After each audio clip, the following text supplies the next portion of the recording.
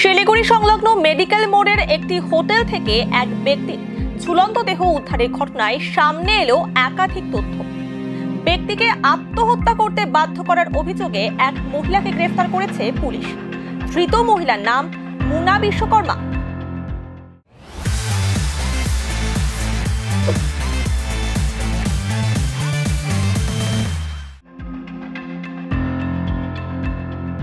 রবিবার শিলিগুড়ি সংলগ্ন মেডিকেল মোড়ে একটি হোটেলের টয়লেট থেকে বাবলু সরকার নামে এক ব্যক্তির ঝুলন্ত দেহ উদ্ধার হয়। আজ ময়নাতদন্তের পর মৃতদেহ পরিবারের হাতে তুলে দেওয়া হয়েছে।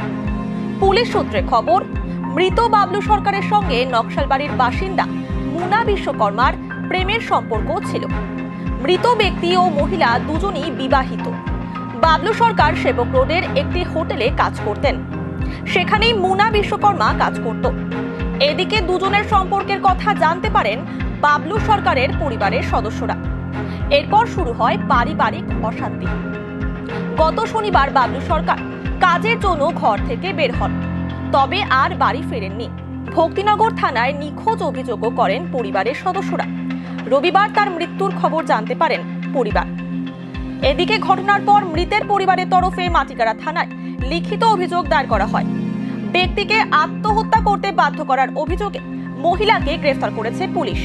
আজ ধৃত মহিলাকে শিলিগুড়ি আদালতে পেশ করা হয়। গোটা ঘটনার তদন্তে পুলিশ।